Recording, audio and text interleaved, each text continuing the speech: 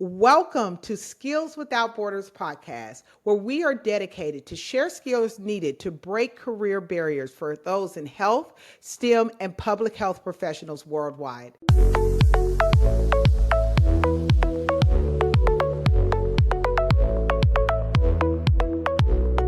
Hi, I'm your host, Dr. Andrea Clark, and we have a special guest today, Mr. Andrew Papendet-Addis, who is joining us all the way from South Florida today. Andrew, extensive experience in the financial sector with his focus is on strategic and tactical planning, business development, technology. He delivers global deliveries and financial management. He has an in-depth professional knowledge in the front, middle, and back office investments and operations. Also, he's an expert in electronic trading, analytics, risk, and compliance management for brokerage, assets, and wealth management firms' operations. In the global market, Andrew excels, whereas he has a range of experience from VC funding startups, privately held mid-sized fintech companies to large global expertise. He is effective in bridging communication gaps between businesses, technology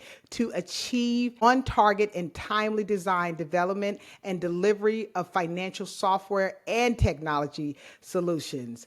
Whew, that was a mouthful, Andrew. How are you today? It just says that I've been around. You've been around quite a bit. I am well, thank you.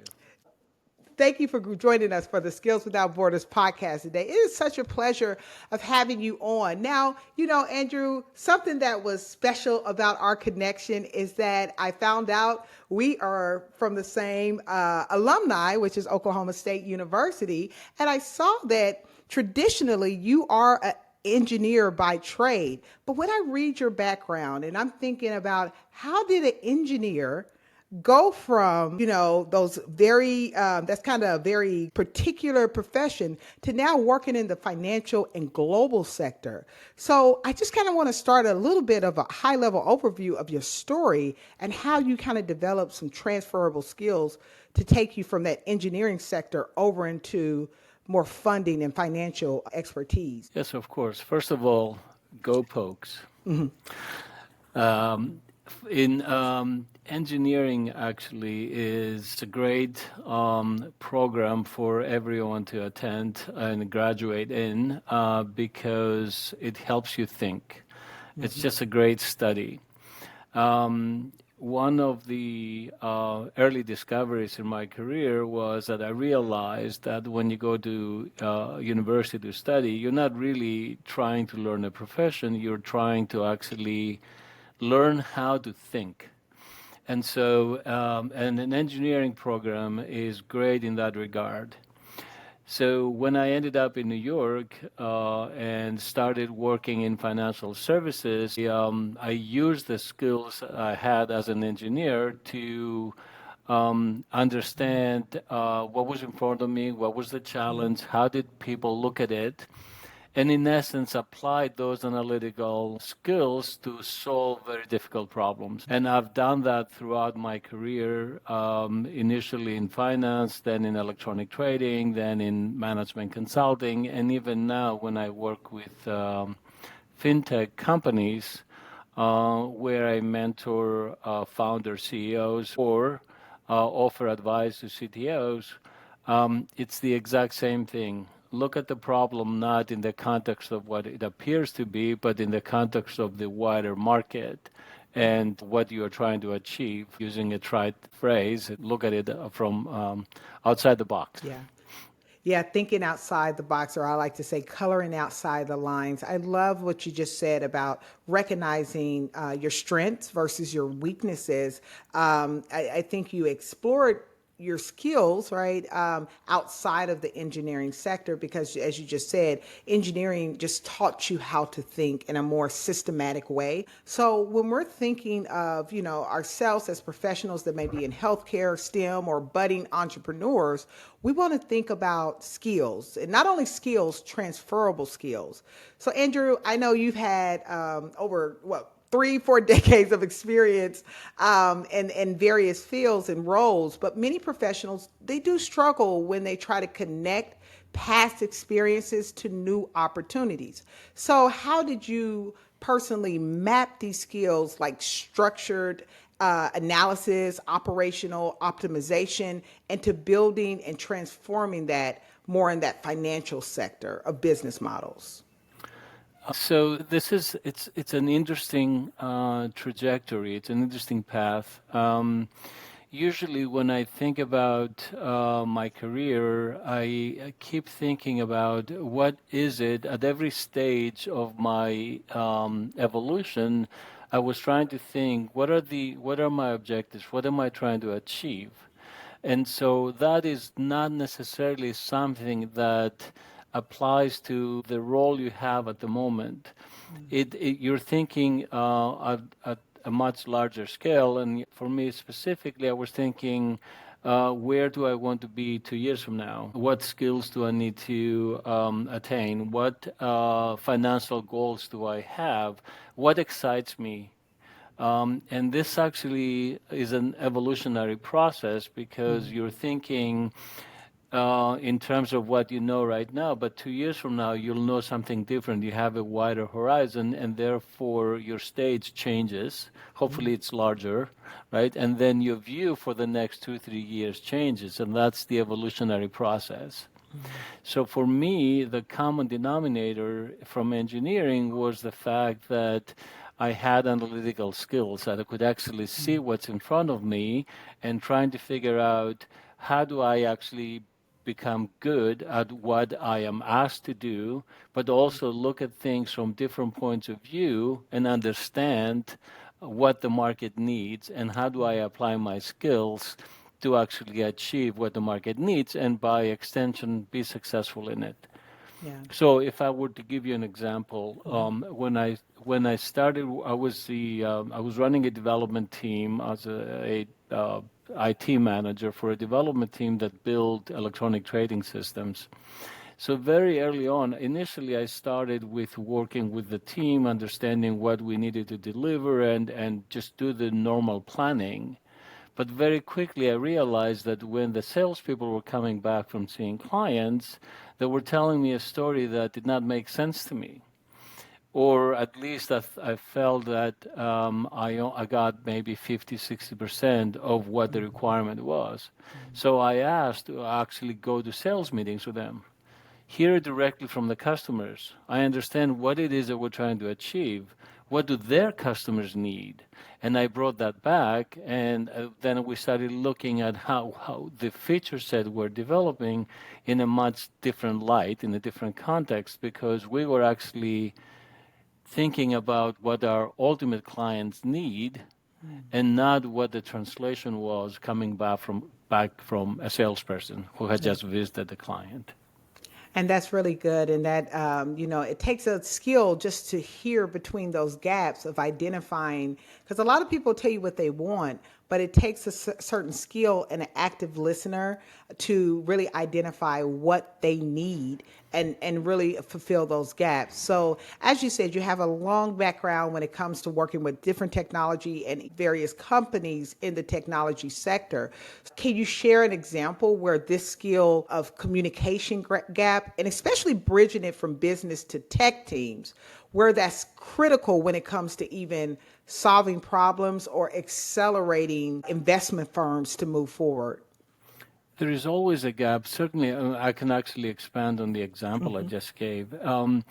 There's always a gap, and I believe that will continue to be a gap between what people who live in the technology world do and how they see the world versus what the front office, the business side, are trying to do. And so, using the same example, so we in electronic trading, as a broker, you're basically trying to execute order flow that comes from traditional asset managers. Those would be the Fidelities of the world, the Putnam, State Street, the traditional asset managers. But then if you're thinking critically, or if you're an active listener, you actually have to go to them and try to understand what is the portfolio manager working for State Street trying to achieve. What they're trying to achieve is better returns for the people whose pension funds they manage. So they want to basically increase their returns. If they increase the returns, they then increase the fees they can charge on the assets they have under management. So understanding their objectives and understanding what they're trying to do on a daily basis and bringing that knowledge back to the office helps us then decide what features, what functionality do we need to build in our trading systems so that we can make it easier for them to actually achieve their objectives. So always look at things from your client's point of view. Otherwise, it's highly likely you're going to fail. Yeah. Right. And I hear, look at your client and ask yourself, what are their objectives and what skills can I employ in this scenario or situation that aligns with their objectives? Because if their objectives is one thing and then you're coming in with a totally different conversation, then now you're really a distraction, right? From the bigger picture and getting the results that the clients are looking for. It is actually, that's a key point also because in financial services, when you're managing other people's money, you have to make sure that every risk you take is calculated.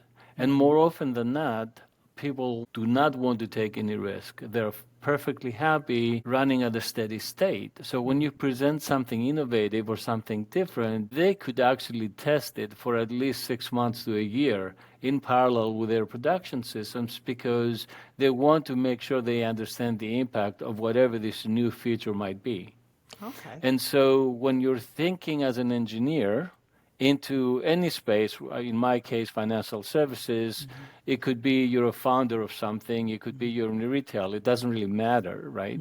You need to be thinking, what does the market need? I know what my customers need because they tell me, I go visit them and they tell me. But if I look at the wider market, what can I identify that my customers aren't telling me? Maybe they haven't seen it themselves.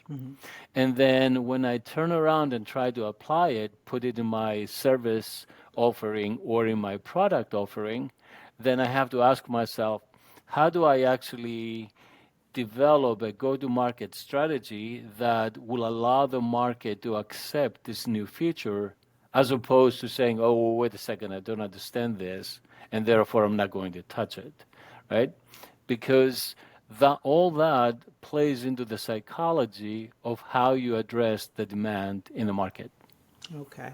And that's really good information to have and for us to know how to kind of position ourselves, not only to align our skills with the objective, but on a broader spectrum, also look at the market as a totality and kind of see how you can be of service in those spaces as well. So that's really good. So I want to kind of talk a little bit about, like I said, I know early on in your career you did the traditional thing that we are all taught to do, get the degree, get a good job, get in the engineering field, but you pivoted. You've identified some skills, transferable skills that you had, identifying and recognizing patterns and work and sit at the table with from a startup to some real giants in the field. So you've worked with both VC-backed startups and global enterprises.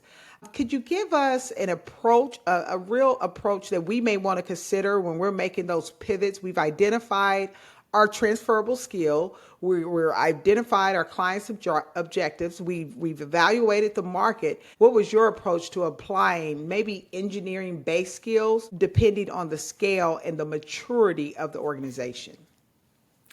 So the difference here is if you work at a large investment bank, you're in essence, you're steering a cruise ship. Okay. And it moves very slowly, and there are many components to it. So you have to make sure that everyone is aligned, that everybody sees the same objective. There's a great deal of negotiating before we can all agree that, okay, this makes sense, let's do that. And if thereafter we all agreed on the bigger picture, you have to now create iterations of that bigger picture because you want to be able to deliver value in small increments, because if people don't see that you're delivering value in, let's say, 3-month increments, it's just going to kill the project, right?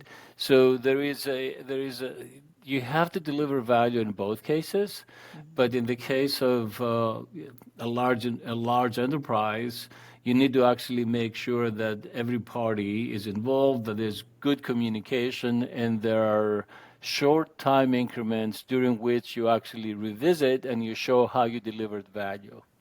Now, contrast that with a startup or a small enterprise that's, let's say, it's backed by either a PE firm or a venture capital firm.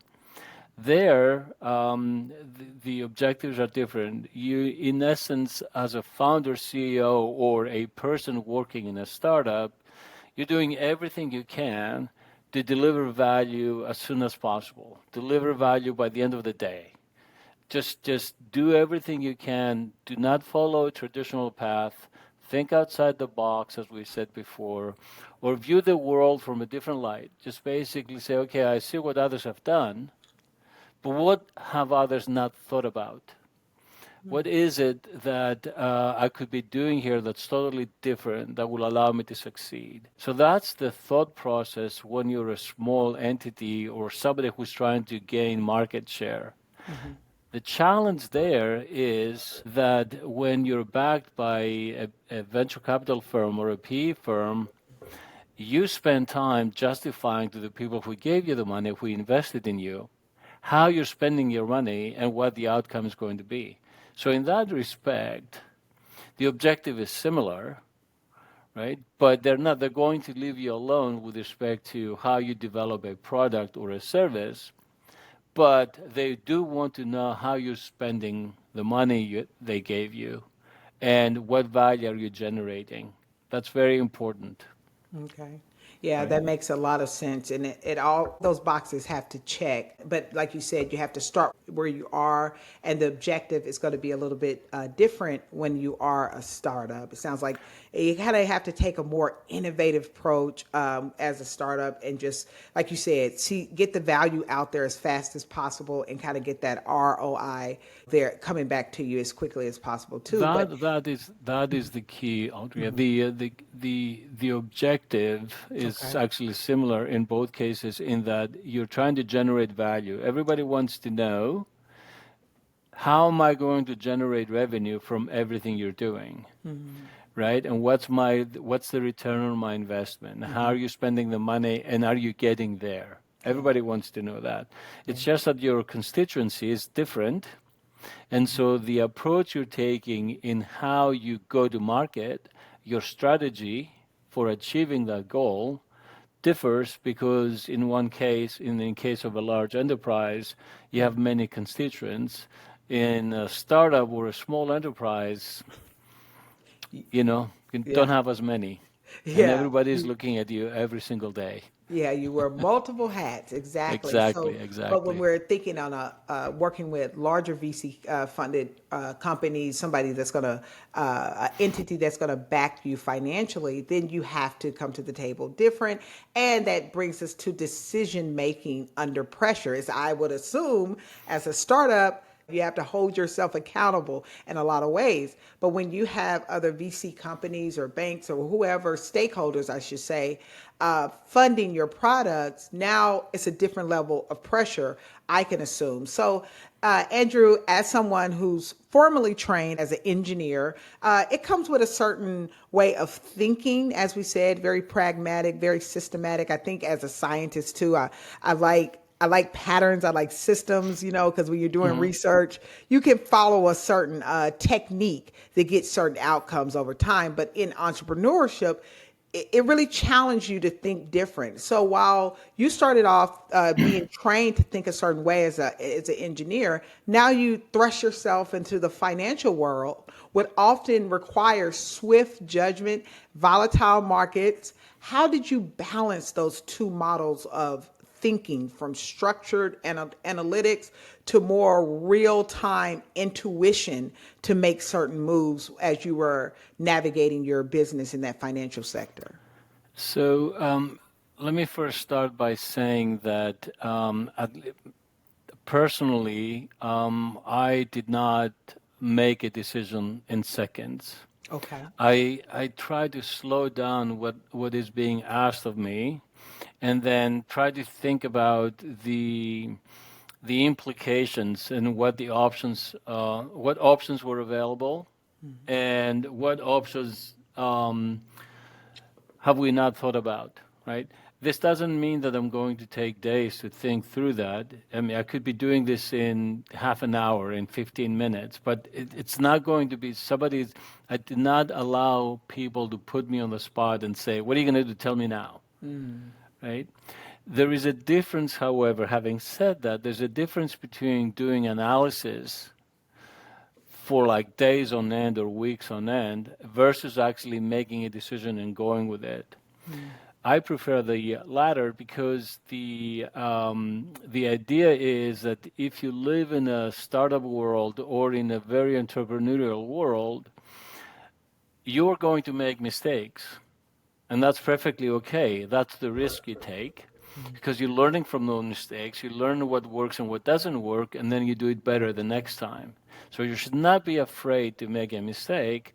And so when somebody's putting you on the spot to make a decision, go through your process, make a decision. It could be quick. It could be in 15 minutes or so. That's perfectly okay. And if you made a mistake, that's okay. We'll correct and move on, right? And of course, there are exceptions to that, because if there are millions of dollars on the line, then you have to want to take a time, right? Exactly. But for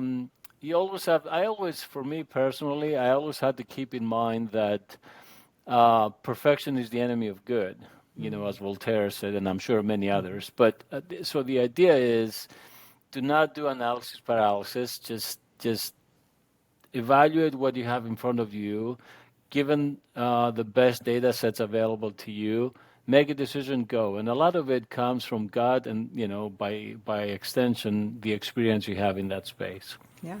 And the Right. more you kind of put yourself out there and go, the more experience you will accumulate, I think, over time.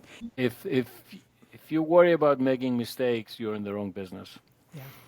I completely agree with you on that as well. Give yourself a break. Mistakes are meant to grow you, strengthen you, help you sit down and reevaluate some things. It's a good thing in the long run. May not feel Exactly. like it in the moment, but it's meant to serve you for sure. Now, just to wrap this up, I really enjoyed your point of view, especially how you've been able to pivot and grow in so many ways in your career.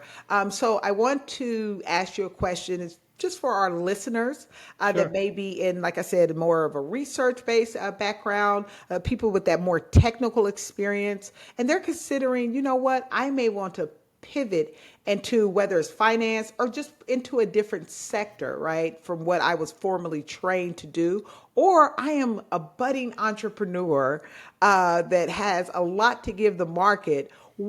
Andrew, what is the most valuable transferable skills that these listeners should start with and start leveraging today? Okay. So first, you have to evaluate your motivation for pivoting, right? So first, you have to ask yourself, why am I changing direction? And so it must be something that's exciting, something that's in the back of your mind that you think will be exciting to work on if you're an innovator, let's say, or something that you think is really something the market needs, right? So if you're just changing careers, and it could be, and actually I'm an example of that. I ended up in New York, for various reasons. And so if you're an engineer working on an engineer salary in New York, it's a much different lifestyle than actually working in financial services or in advertising or in industries that are prevalent in New York City, right? So that alone could be the reason why you're pivoting, right? And so to answer your question, if I'm pivoting for that reason or because I think I have something innovative I'd like to work on, really what the skill you bring with you is seeing the wider picture, right? Seeing what is floating in the air, so to speak, and getting those different floaters and putting them together to create a new product or a new service, right? And then thinking analytically, always challenge yourself to basically say, what am I not seeing? What is it What else? What am I missing? Yeah. Right? And a way to answer that question is to actually meet other people who are thinking that way. Go to conferences, try to inform yourself, listen to other people with an open mind, and then come back and think for yourself, is this something I'm comfortable doing? Is this a risk I'm willing to take? Do I see a path forward? And if you feel comfortable, then that's what you do, Yeah. right? Yeah.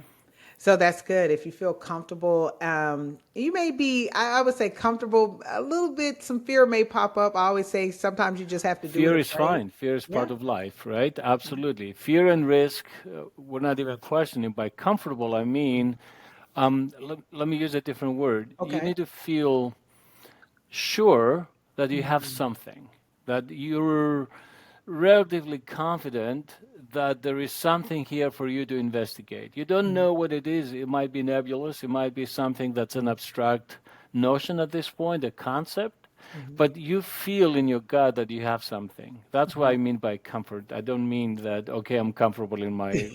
Yeah.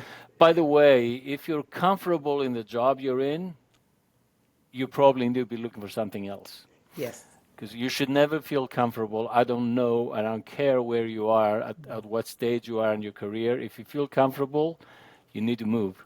Yep. That's great advice. Great advice. Real quick, I'm gonna ask you one rapid fire question here. Kind of two questions in one, but this is going to be very quick. Andrew, what's one book that changed how you see your business strategy moving forward? And what's one piece of advice that you would give your younger self, that budding engineer slash entrepreneur that was in New York and saying, you know what, I think I want to pivot and do something different. If you could go back to that gentleman and your younger self, right? What would be one piece of advice that you will give him when stepping into a new industry? So, with respect, I've read many books to Yeah. answer your first question, Yeah.